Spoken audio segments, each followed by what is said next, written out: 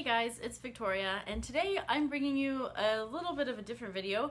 I would like to start a series on my channel where I talk about music that I've been listening to, and I think I'm going to make this a seasonal video, so as in a wrap-up of summer, a wrap-up of fall, etc. So what we're going to be talking about today is all of the music that I've been listening to this summer, and some things that were new discoveries and some that were things I knew about but maybe listened to a little more deeply and really became a fan of. The first group that I'd like to talk about is Joseph. And Joseph I did discover brand new. Actually, I think I kind of heard about them before, but I hadn't really listened to them more than like maybe once.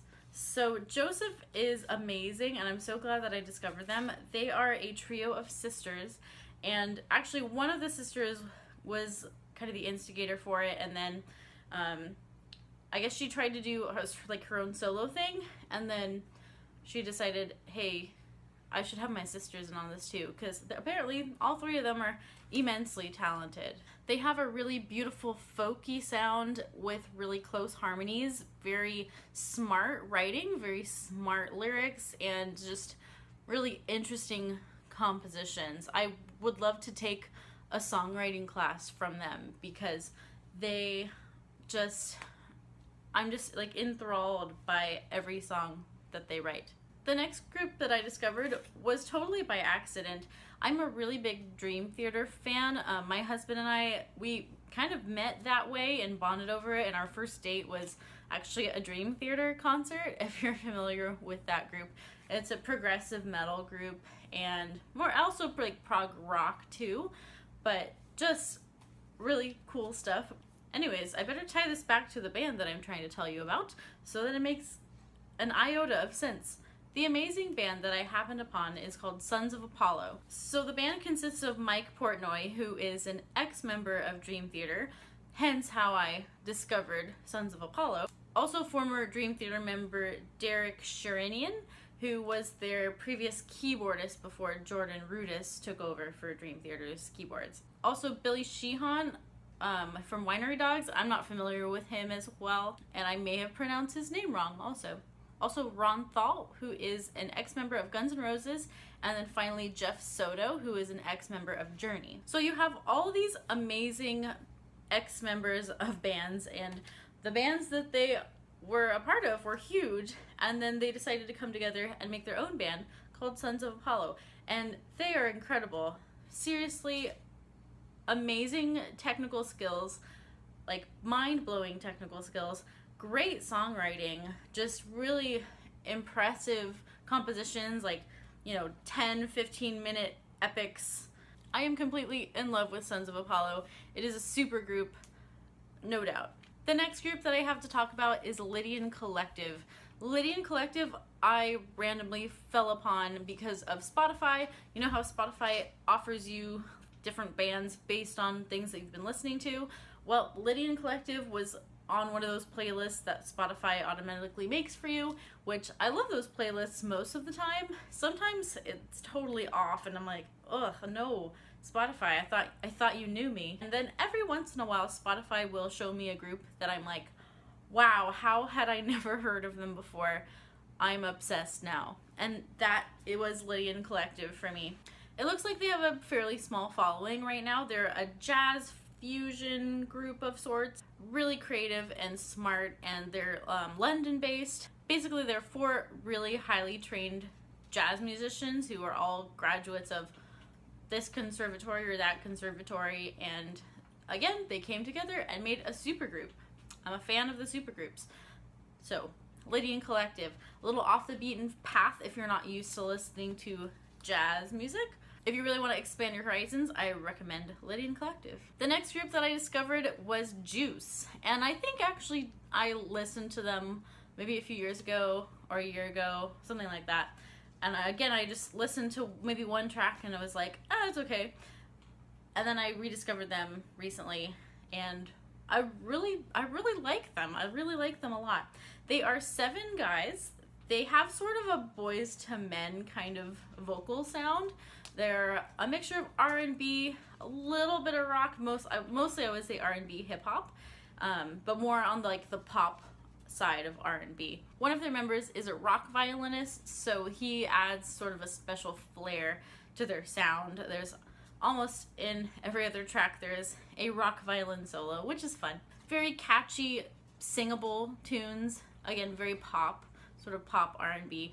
They just remind me of Boyz II Men for some reason, and you might listen to them and be like, what? No, not at all. But to me, that's the vibe that I got from them. I was driving to San Diego with my husband for a getaway weekend, and we were playing it, and it was just really fun driving music. Just really chill and put you in a good mood. Speaking of chill, I also discovered Moonchild, which I feel like is the epitome of chill.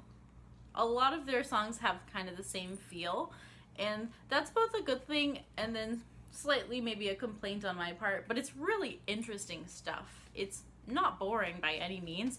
It's just that they kind of have the same sound from track to track, if that makes sense. Moonchild is a trio based out of LA.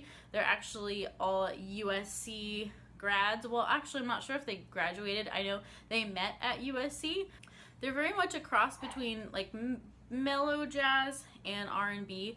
A couple of the members are multi-instrumentalists, so there's sometimes some saxophone and a clarinet mixed in the sound, which is really cool. And the vocalist is just entrancing. She has the ability to like put you to sleep while you're listening to her, but in a good way. Not in like I'm bored, but in I'm so soothed. She has just the most soothing, smooth voice, and I really liked it. And their songs are smart. They're very sophisticated, interesting musically to listen to. There's always something very interesting with chord progressions going on, and I just love it. It's really good. The next two musical artists are not new to me per se, but I definitely delved back into them this last summer, and they became very much like the soundtrack of my summer. And the first of that being Lianne La Havas. I am in love with Lianne La Havas. She is just a musical goddess. I feel like she's one of those artists that we will be talking about for a long time in the future, and I feel like she's just gonna grow and become even more prominent. I hope she does, because honestly not enough people know about her. She's excellent. She's a singer from London. She also plays guitar. She often accompanies herself. She has sort of a mix of a folk feel and a soul feel. Her voice, again, is beautiful. I think I'm a sucker for a good voice. Who isn't? Smart songwriting, memorable melodies. She's just so gorgeously talented. I have a girl crush on her, and I would like to be her someday. That's not gonna happen, but a girl can dream.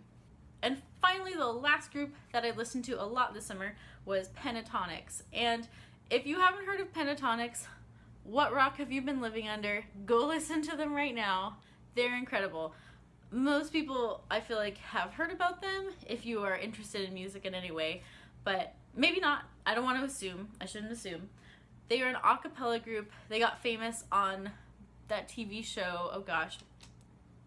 The Voice? No. I don't know.